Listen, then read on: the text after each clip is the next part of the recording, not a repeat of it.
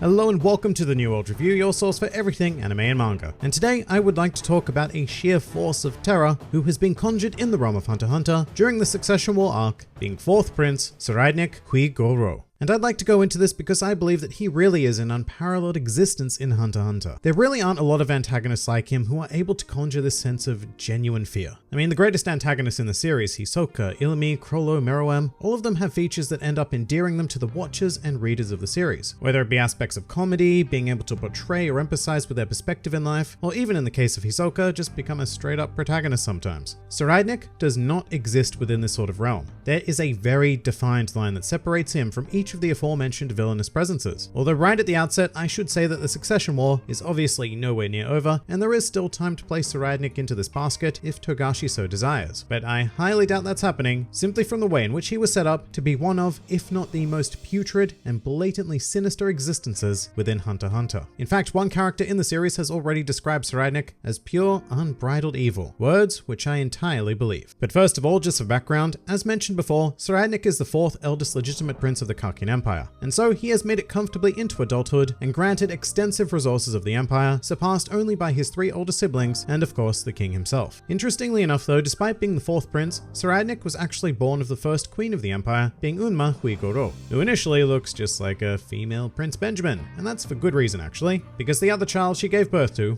was 1st Prince Benjamin. And this serves as much more than a mere fun fact, because the customs of the Kakin Empire are not as simple as I'm the 1st prince so I have priority over all lesser princes, because there is another layer in addition to this in regards to how the queens are ranked. And Tsurayunik, being born of the 1st queen, actually puts him on something of an equal standing to 1st Prince Benjamin, as well as 2nd Prince Camilla and 3rd Prince Anglais. The latter two being born before Tsurayunik, however they were spawned from the 2nd and 3rd queens respectively, which in a weird political way kind of balances out their standing. I guess what I'm trying to say is that be aware that coming into this, Tsurayunik has no real disadvantage in terms of his ranking amongst the princes, making him a prime candidate to win the Succession War before we even begin to the Nen aspect of it. Although the core of this is what really separates Tsurayunik from his 13 other siblings, which are 2 primary factors, being his vision for the world as well as his natural talent for acquiring the power to make that a reality. And in terms of said vision, this is probably a great time to state that Tsurayunik is a self-confessed man of culture, an artiste if you will. However, his interests seem to extend to all facets of culture such as sports, and in fact Tsurayunik is also a football fan specifically. However innocent as all of this may sound, Tsurayunik's artistic pursuits are even more obscure and disgusting than a Jackson Pollock painting. If you could believe that, that is.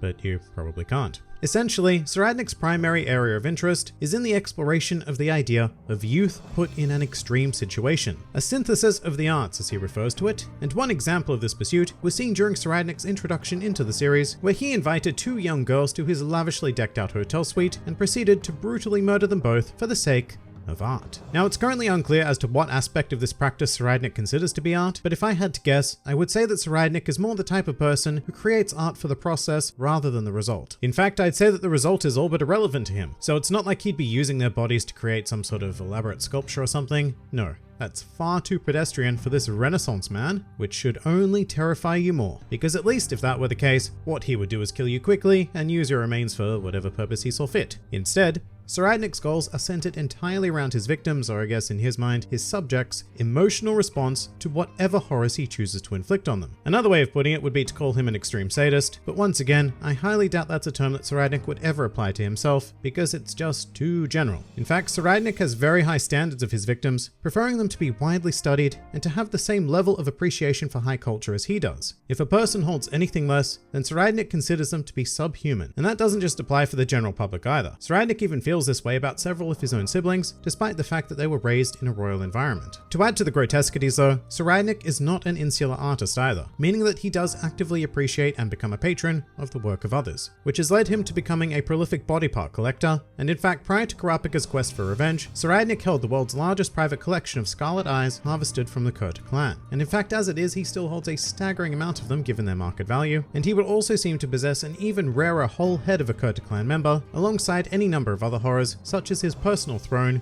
which appears to be constructed from rare remains.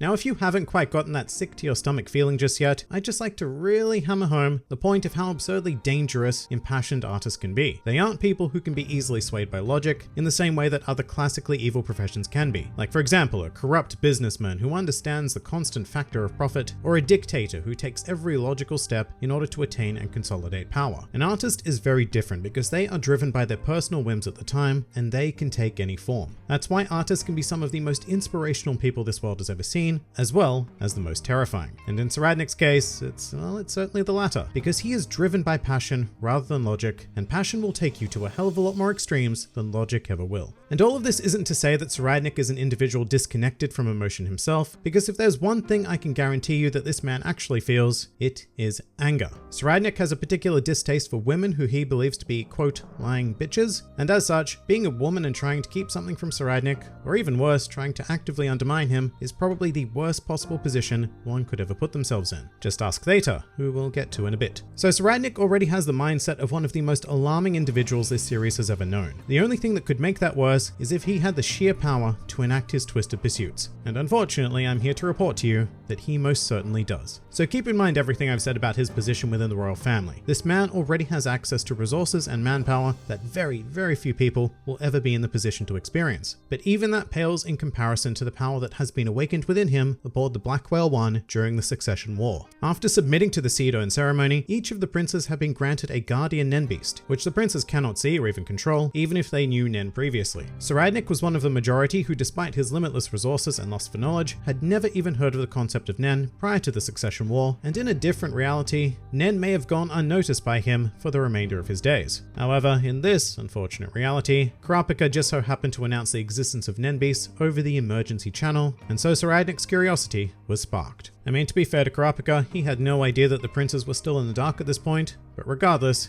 he had no idea what he was about to unleash upon the world. Soradnik, rather predictably, insisted on investing the bulk of his time and resources to study the art of Nen, and he even found an unwilling teacher amongst his own guards, a woman by the name of Theta, who we mentioned before, and possibly the only individual aboard the Black Whale 1 who currently realizes what an incredible danger Soradnik could become with access to even the basics of Nen. However, under duress from Soradnik's Nen beast, Theta agreed to teach him, planning to find a moment to assassinate Soradnik before his evil could be unleashed upon the world. And you know, this might actually be a good reason to mention that Soradnik is exactly the reason why Nen is such a tightly guarded secret in Hunter x Hunter Civilization, because it does essentially respond to the will and desires of those who wield it, meaning that it has the potential for great good and great evil. And Soradnik has more potential than most, as eventually he got Theta to perform the water divination ceremony for him, and it was discovered that he was a specialist, making his potential in the art of Nen nigh on unlimited. To add to this, Soradnik is simply a genius, and his natural talent for Nen is second only to Meruem in the history of the series. Soradnik managed to achieve insane feats like mastering Gyo within a single day, as well as move on to the more advanced applications of both Ten and Ren within a mere few days. Although by far his most impressive achievement to date was that Soradnik somehow managed to unconsciously summon an entire Nen beast, meaning that he now has two beasts at his disposal in the Succession War, both of whom exert power so extreme that they make the other conjured beasts look cute in comparison. And not only that, but Soradnik is also well on the way to developing his first fully fledged Hatsu, and essentially allows him to look briefly into the future, and it would be this Hatsu that would allow him to prevent Theta from assassinating him. At this stage, it would seem that every second Soradnik is allowed to live and progress in Nen results in him becoming an increasingly astronomical threat to everyone and everything within this world. And I know it might not seem like that at the moment, but this voyage, and therefore the Succession War, has a maximum time limit of 2 months, and we've really only just begun. And yeah, there are series-defining figures aboard like Kurapika or Chrollo Hisoka, or even the entirety of the Zodiacs, who, if they got in early enough, may be able to stop Soradnik. But nobody is going to truly understand how much of a threat he is in time for something like that to have worked. This man is going to take the Black Whale 1 by storm, and as terrifying a thought as that is, it's also quite an exciting narrative one, because I have to praise the skill of Togashi for managing to introduce a late-stage villain that seems like he'll actually be able to hold his own, if not completely eclipse the current establishment of characters. Whatever way this turns out, Soradnik is going to go down in history as one of the most brilliantly sinister characters, not only in Hunter x Hunter, but also the entire medium of manga as we know it. And that pretty much does it for why this twisted artist dude should terrify you all. If you enjoyed this video and the content this channel produces in general, then please do consider donating to the New World Review Patreon, because the support of all of you amazing people is what continues to make this channel possible. And if Patreon isn't quite your style, then please do leave this video a like, share, or subscribe, because it also helps support this channel an incredible amount. And if you'd like to join the fun at any time, then please do head over to my Discord server, where a wide array of shenaniganry takes place on a daily basis. And finally, please do comment with your thoughts on Sir Rydnik. This has been the New World Review, and I'll see you next time.